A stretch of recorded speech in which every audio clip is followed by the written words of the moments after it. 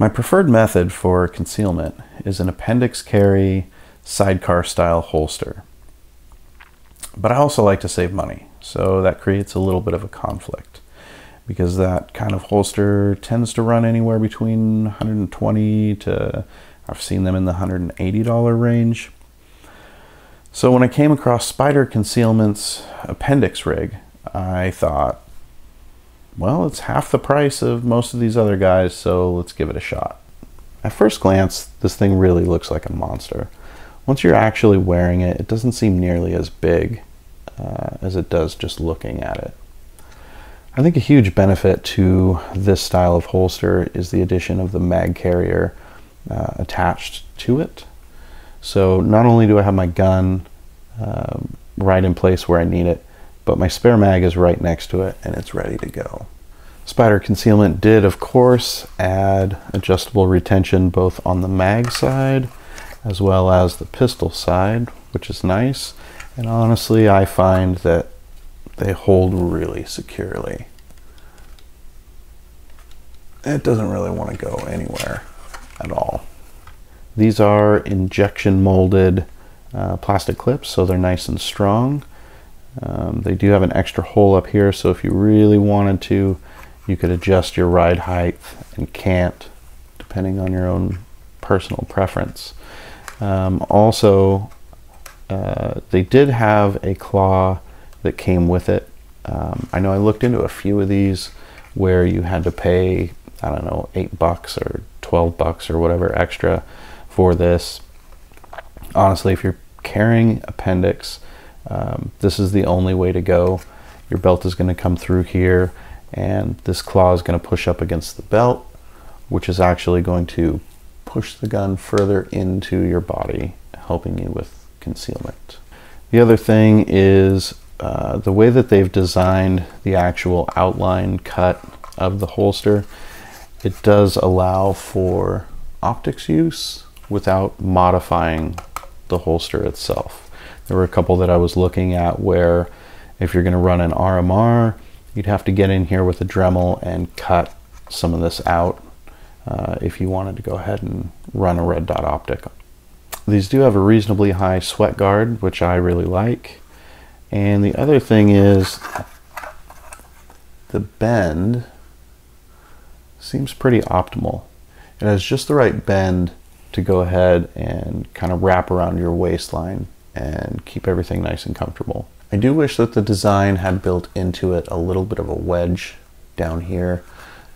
That way it'll tuck in just a little bit more at this angle. But I mean, look, for the price, I'm not going to complain, not one bit. This has been my daily carry setup for probably 8 months, I think. And while I do really like the holster, of course there are pros and cons.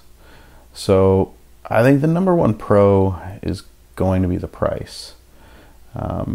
You're getting a really good quality holster made out of good materials. It's got all the options that you would expect from a holster twice that price.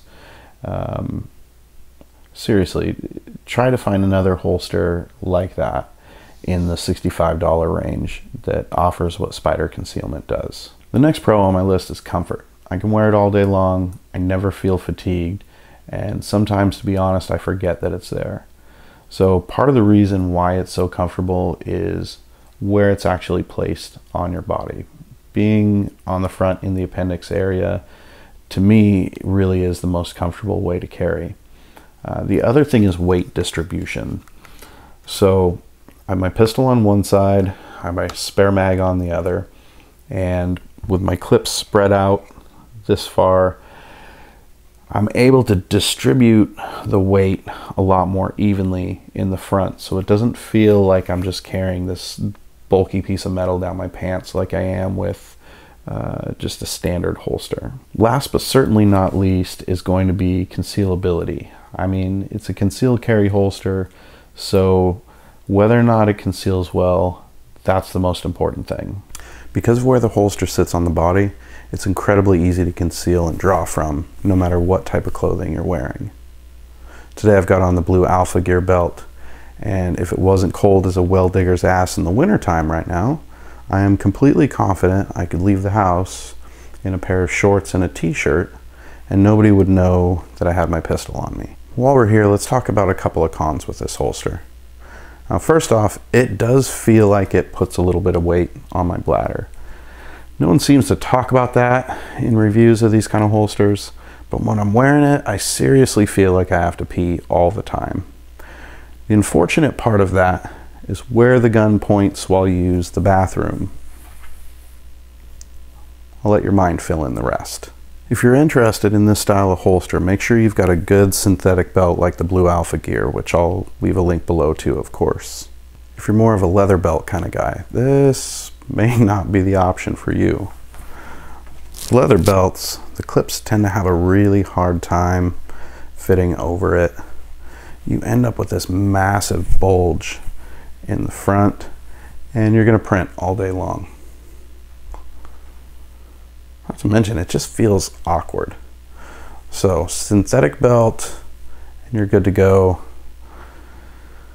Leather belt, not so much.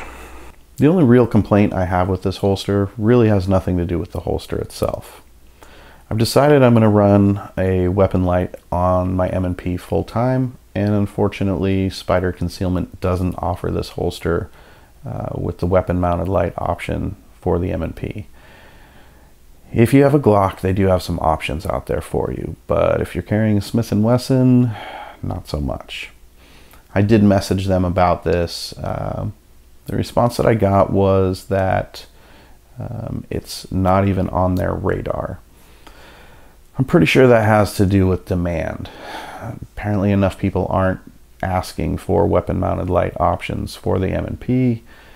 But because everybody carries a Glock, of course they're going to make one of those like everybody else. So as much as I do like the holster, I am going to be retiring this one and looking for something else that's going to accommodate my weapon light. As a whole, I'd say the positives definitely outweigh the negatives. You know, if you want a comfortable holster that conceals really well, has an attached mag carrier, and isn't going to break the bank, Spider Concealment could be a really good option for you.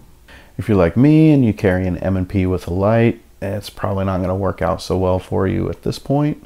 But judging from Spider Concealment's social media posts, it looks like they're starting to make their own molds, and hopefully they have something new come up soon. If they do, I'll go ahead and test one out. Until then, I do have a couple other options that I'm going to try out, and I'll be bringing those to you really soon, so make sure you're subscribed.